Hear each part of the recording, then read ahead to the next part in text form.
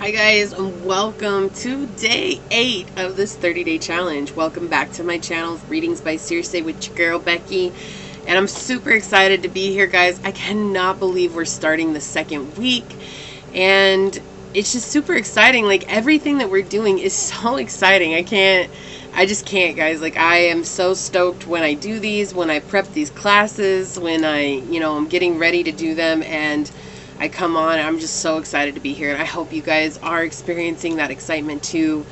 One of the reasons why I wanted to do 30 days is because so many people just do 7 days, and 7 days is good. Like, you can get a lot out of 7 days. However, there is something about having someone hold your hand and be there with you for 30 days, knowing that they're in it too, that helps give you strength to keep going. And so that's really why I wanted to do this. And it may be something that I offer again further on down the line with I have another thing brewing in my mind, so we'll see how that goes. Anyways, guys, back to today's class. We are at Saturday, the root chakra, right? And this is all about grounding. We learned so much about it last week. If you guys are joining us for the first day, we are on day 8. However, you are more than welcome to go back to day 1 and really get back caught up to speed with us, okay? And that will help you guys understand where we're at. So we did a lot of breathing last week and chanting to really connect all of our chakras. That's a way of healing and balancing out so many of our chakras is what we started with last week. We're not going to do that this week because we have so much to cover. So you guys are welcome to redo those chantings and those breath works anytime. Anytime you need to, definitely revisit these classes and connect with your breath and with your chanting, your throat chakra. So today, Mudalajara, we are going to go over ailments and healing methods. As promised, as I said last week, we got a little bit into the root chakra and dealing with addictions, right? That is something that has come up with the root chakra. When it's in balance, there is this issue with having addictions, whether that's alcoholism, whether that is smoking, whether that is coffee, caffeine. We talked about the different variants last week. Now, in regards to that, that was just one imbalance that has to do with the root chakra. And before I go into these ailments, I do want to put this disclaimer on here. I am not a professional medical advisor. I am not here to give you guys medical help. I am not here to replace your primary care physician.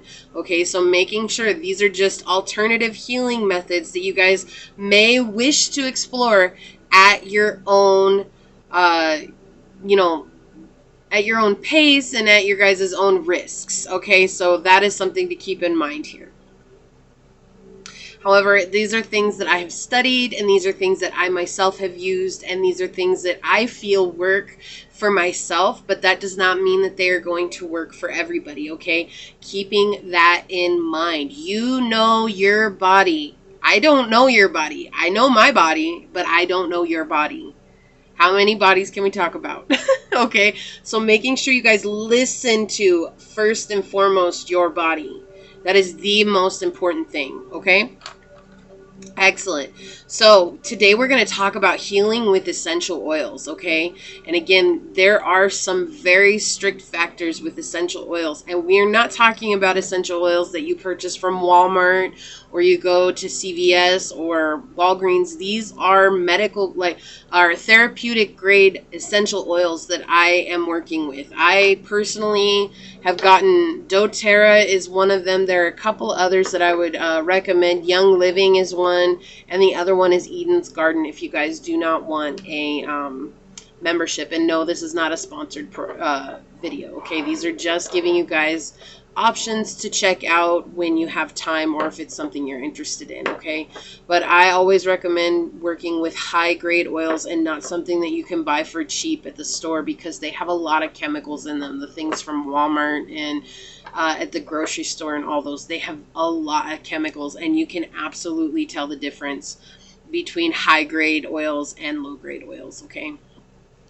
Now, elements of the Mudalajara, or the root chakra. we're dealing with addictions, and I'm going to tell you guys if it's overactive or underactive. Okay, you have addictions, which is overactive, anemia, which is underactive, anorexia, which is underactive, athlete's foot, which is overactive. We have arthritis, which is underactive. You have bipolar, which is an overactive root, an underactive solar, and an overactive crown. We have blood pressure, which is overactive. You have high blood pressure, overactive. Low blood pressure is underactive. If you're dealing with chronic fatigue, that's an overactive root and an underactive solar plexus. If you have colitis, it's an overactive root. Constipation is underactive. We have Crohn's disease, which is overactive root and an overactive solar plexus chakra. If you guys are dealing with depression, that's an overactive root and an underactive seventh or crown chakra. If you guys have diarrhea or overactive bowels, okay, that is an overactive root and an overactive sacral chakra. Eczema is an overactive root. Edema is an overactive root. Gallstones is an overactive root plus an overactive solar plexus. If you're dealing with gout, that is an overactive root and an overactive solar plexus. Hemorrhoids is an underactive root. Hives, it's an overactive root, and then it is an overactive chakra wherever the breakout is. Okay, so wherever that is on your body, that's a chakra that it's connecting with that's also overactive. You have irritable bowel syndrome. That is overactive root with an underactive solar plexus. Insomnia, you're dealing with, and this one has the most, honestly. Insomnia is an underactive root, overactive solar plexus, overactive third eye, and an overactive crown. Okay? Kidney stones is an overactive root and an overactive sacral. Obesity, overactive root and an underactive solar plexus. Sciatica, this can be either or overactive or underactive, okay? Scoliosis is an underactive root and an overactive sacral chakra. Shingles is an overactive root. Sleep apnea is an overactive root and an underactive heart chakra. And then you have sterility, which for men is an underactive root chakra, okay? So some of the essential oils, and I'm going to talk about essential oils and herbs today. And guys, understanding this is more the metaphysical, very much holistic healing methods. Okay, again, this is not something to replace your primary care physician. Again, I am not here to diagnose nor heal you fully. I am offering tools at your own risk, okay? So you guys have essential oils for the root chakra. We have sandalwood, patchouli, cedarwood, black spruce, guys. I don't know what that is. We are still feeling the effects of Mercury retrograde. Blue spruce, vetiver, clove, dandelion, rosemary, and black pepper. Now, I have 3 particular oils that I am going to talk about today, which I do have here with me. And, I mean, it's just to show you guys what they are. Like I said, I'm dealing with, these are doTERRA. I do have quite a few different options. I do deal with Young Living, and I also deal with Eden's Garden, okay? And these are the 3 companies that I have found that have the highest quality essential oils, okay? So first we're going to talk about clove or clove bud. This is such a great oil. I love the smell. You guys are probably familiar with clove. You guys know what that is. Let me see if I can get it to focus on that. Oh, there we go. Okay. Clove oil is great. This has a lot of uses. And guys, when I wrote this plan today, I took a lot of time with this and what each essential oil covers. And this is not even a quarter of what each essential oil covers, okay? So this is something that I'm pretty well versed in, but I wanted to make sure I brought it to you guys in a condensed version so that you guys could take it and apply it if you're interested to your root chakra, again, at your own risk. Clove is for protection and attracting the things that you seek. It also helps you to connect with memories of love and safety from your childhood. Okay, like I said, we're getting more into the metaphysical things now, which the chakra system is already metaphysical and spiritual. Now, clove bud helps with addictions, mainly smoking, but it can help curb that need and that feeling of like, oh my gosh, I have to have this for other addictions, okay? It helps with corns, fever, hormonal imbalances, rheumatoid arthritis, impotence, skin infection, and diarrhea. Aromatic. It helps influence healing, improve your memory, and create a feeling of protection and courage. Now, one thing to keep in mind is to use this with caution during pregnancy. That is absolutely someone you would need to go to if you are pregnant, somebody who is licensed so that they can evaluate where you and your baby are at. I would not just recommend starting to use any essential oils if you're pregnant. That is something to ask a licensed practitioner, okay? And that could be a chiropractor, that could be somebody who is an oil representative, whatever, guys, but I would talk to somebody who's a licensed practitioner. Now, it can irritate sensitive skin. This is a very strong oil, okay? And it does create sometimes a burning sensation at first, and then it does have this, it kind of like numbs the nerves, okay? But if you use it too much, it can result in extreme contact sensitization.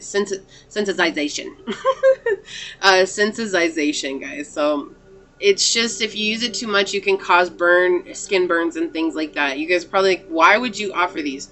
Because a lot of people do not understand how to use essential oils. And so what I'm going to tell you guys is that if you do choose to use these topically, okay, and some of these can be ingested, but you guys have to be careful. I'm not telling you, you cannot ingest like cedar wood. You can't ingest, okay? Like that's not something you want to put in your body. That's dangerous for you, okay? So these are talking about, like, I have rosemary. Well, what is rosemary? Rosemary is something you have in the kitchen, okay? So you can ingest it, but I'm not talking about putting the whole bottle in your mouth, okay? This is something you want to dilute.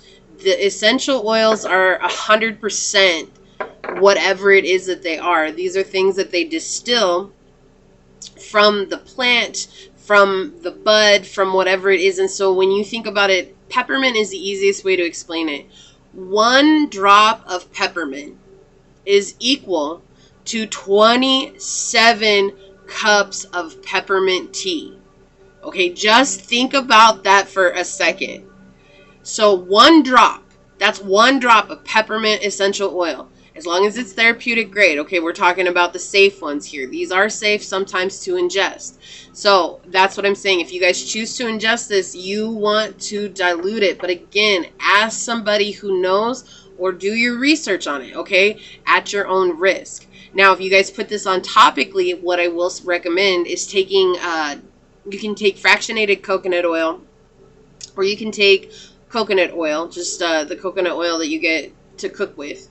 Okay, that's what I use. And take a scoop of it and put 1 drop in there and mix it together and then put it on yourself topically. If that becomes too much, do not wash it off. Okay? Water will only increase the sensation that you're feeling. So will soap. The first thing you do is add more of a carrier oil. Get some more coconut oil and add more coconut oil to it until you can get it to calm down, okay? That is first and foremost. I've had people, they're like, oh, I got it in my eye and I tried washing it out and that was the worst thing I could have ever done. And I'm like, oh my gosh. I have had situations where I didn't tell people how to fix it, and then they call me later and they're like, Becky. And I'm like, I'm so sorry. I realize this is not common knowledge, and sometimes we forget, we know it, and we realize that, oh, this is not common knowledge. So I'm telling you guys this: if you use too much of a carrier, or too much of an oil, you have to use a carrier oil. That is the only way to dilute it and to lessen the effects of whatever's happening. If you have it close to your eye, right, go and wash your hands with soap and water to get it off your hands. But then take more carrier oil and slather it around the eye. Don't leave it open. Like, close your eye and wipe it around your eye. And leave your eye closed until it goes away. Your skin will actually absorb oils, essential oils, within 30 seconds. Okay? So you guys will start to feel the effects very quickly. It is something that you will see results from if you choose to use them. Okay? But again, this is something about your chakras. I wanted to give you guys some healing methods that you could do at home. These are natural healing methods that you guys can look into. Okay, and if it goes further than that, then again you have to contact your contact your primary care physician. Okay. Now, clove oil, it's very warm smelling, right? It almost has this like if you guys don't know what clove is, like I used to smoke clove cigarettes when I was a kid till they became illegal, which is so weird to me, but I did because it numbs your throat, right? I don't smoke anymore. I quit smoking 10 years ago. And this has a very warm, inviting smell to it. It just smells just like clove. Like if you guys have had clove at the store, you know what that is, okay? Now, the second oil that you can use for the root chakra, okay? And I don't feel like I have to repeat everything I said. That applies to every oil I talk about on this journey. I will make mention of that in each video just in case you guys are joining us for the first time, okay? Rosemary. Rosemary helps clear stuck energy and entities from spaces. So if you guys are you feel like you're dealing with spiritual entities that aren't very good or kind of negative, you guys can use rosemary. I love the smell of rosemary. It just smells so good. So, there, I guess I could have shown you guys the top. Yeah, rosemary. See? The bottle there. It's just so bright, it's hard to see.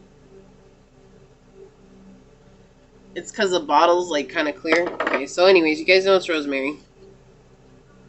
Rosemary helps with addictions to alcohol. It's an antioxidant.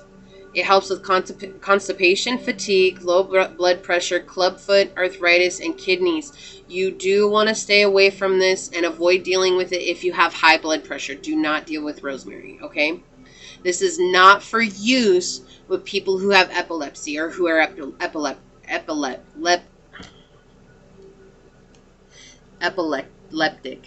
I can say it. My mom was epileptic. Wow, it is so weird. It does not want to come out. My mom had epilepsy, okay?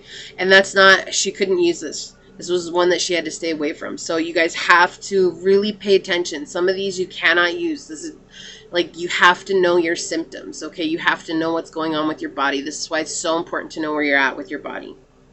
Also, to avoid during pregnancy. In fact, like I said, I would avoid all of these during pregnancy, okay? So that's what rosemary is good for. It's also, did I say arthritis and kidney infections, okay? Now, if you guys use it as in a diffuser, it will help stimulate memory and it opens up the conscious mind. So this would be good to use while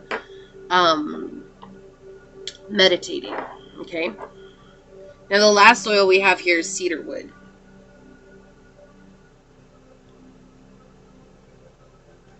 Okay? Cedar wood's a really warm, woodsy smell. It smells like when you go out into like a really wooded area and there's like moss and sometimes a little bit of mold. It's kind of weird. It's kind of weird like that, but it smells good. It's like so inviting. And you're like, Becky, mold does not smell good. No, but I don't know how else to explain it. Like, you guys would know like what I'm talking about if you know, like if you're in a really woodsy area. Like, I don't know if you guys can see the woods behind me. Like, that's woods and it goes all the way around where I'm at. Like, it goes all the way around. And it smells like that, okay? Like, it just smells like that. Cedarwood grounds, strengthens and strengthens the physical body. Okay? It helps with calming, any kind of tension. Yoga, it's a sedative, and it's antifungal. So this is something that you could take with insomnia, and it would help, right? This is something you could diffuse in your room if you're an insomniac. When you're ready to go to bed, you could diffuse this, and it will help calm the nerves and help really get you into that want to go to sleep as a sedative, okay? Now, cedar wood is not meant to be taken internally at all, okay? And with any of these, again, do your research before you take any of these internally. It takes time to really understand the use of these, and that's why I'm not going to really go into that, because that will take even longer. I'm just trying to give you guys a really condensed version of these and get it out to you guys so that you can really start working with these. And also use with caution during pregnancy. Okay, so those are the oils that we're going to talk about today. And then the next thing is other remedies. So if you guys are not into essential oils, well, what's one thing that we all have around the house? Mainly is herbs and spices, right? Things that we have in our cabinet that for everyday use. And so that's okay. If you're not into essential oils, that's great. I got another option for you here. Now, herbs, the cool thing about herbs is if you guys don't want to take them internally, there are things called herbal mandalas, and those are things you guys can research online, and they'll show you how to make a mandala. And you can do this if you have an altar or if you guys have a garden. You can make a mandala, and they can stay wherever they're at for weeks at a time before you clear them to release the energy out into the universe to call that back into whatever it is. So they're really kind of a cool option, right? So you have paprika, and paprika is an energetically grounding spice. It's also very helpful to empaths who need to avoid holding on to clients' energies. So if you guys are working with like Reiki, or if you're starting out new energetic healing methods, this is a great way to keep you guys from holding on to other people's energy at that time. Or if it's just something that you need for yourself because you absorb energy when you go places, it's something that you can carry with you in a pouch. You have cayenne, which is helpful for cleansing and purification rituals, okay? You have dandelion, and that is connected to the underworld and can easily facilitate communication with the dead, if that's something you guys are interested in, okay? I just thought that was kind of cool, and I'd add it in here. And it's very important to stay grounded. If you guys choose to do any kind of mediumship work, it is very important to stay grounded because you can lose yourself mentally in these spaces and kind of feel out of it for days. I know I've done it, and so I haven't regrounded myself after doing a session, and I was like mentally lost for a couple of days. And like, it's nothing bad, it's nothing terrible, but it's just like when you're super out of it and you're just kind of like, okay. Allspice draws money to the bearer and ensures good fortune. You have nutmeg, which ensures loyalty and luck. Angelica, which protects people and property from negative energies, especially in traumatic situations where a life ended tragically or unexpectedly, okay? Awesome. So you guys can definitely rewind this, pause it, make sure you guys take notes if these are things that you're interested in. When I talk about carrying it in a pouch, I always recommend going and getting the little, those little, they call them spell jars, okay? And I'm not trying to freak you guys out, but that's what they're called. They're like mini spell jars. They're like this. And I think you guys probably are aware of them. Sometimes people have them as necklaces, and they'll have something inside of it.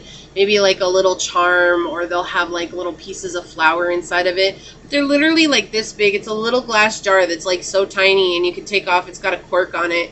And that is a great way to carry them with you, and then get a little pouch that you could put it in and keep it in your pocket with you during the day, or put it in your purse with you as you go through the day. Make sure you seal it with wax, the cork with wax, okay? So we're going to get into our journal question. I don't have any quotes for you guys today. Again, this is more about the healing methods, and so I hope journaling is going well for you guys. Journaling is so far doing really great for me too. I'm still learning stuff about myself, guys, which I didn't think was possible just going back over this, but no, it really did help me a lot. So you guys are more than welcome to try this this journey as much as you'd like, okay? So your guys' question today is, when I say the affirmation, I belong, what are the first emotions that arise? What memory or memories come to mind that have supported this emotion? Okay, and again, it's not something, you don't have to write a story on it if you guys don't feel up to that, but at least really sit with it and write down what comes to mind for you and explore those memories too, because the more that you explore those memories, the more able you are to let go of the past and the resentments and the guilt and the fear and the hurt that belongs to that, okay? Also, you guys, check out the 10-minute yoga. I did yoga every day this week except for yesterday. So I got 6 days in so far on the journey, except for yesterday, because yesterday was such a busy day for me. I just didn't get a chance to do it. Even the 10 minutes, guys, like by the time I finished my day, I literally sat down on the couch and was just like, oh my gosh, this is so much. Like, I had so much to do yesterday. So It's not about every day. It's about showing up when you guys have the energy, and at least trying to do it 4 times a week, because that way you guys will really center that into your practice, okay? Also finding a root chakra meditation today, and your affirmation to work with is I am stable, okay?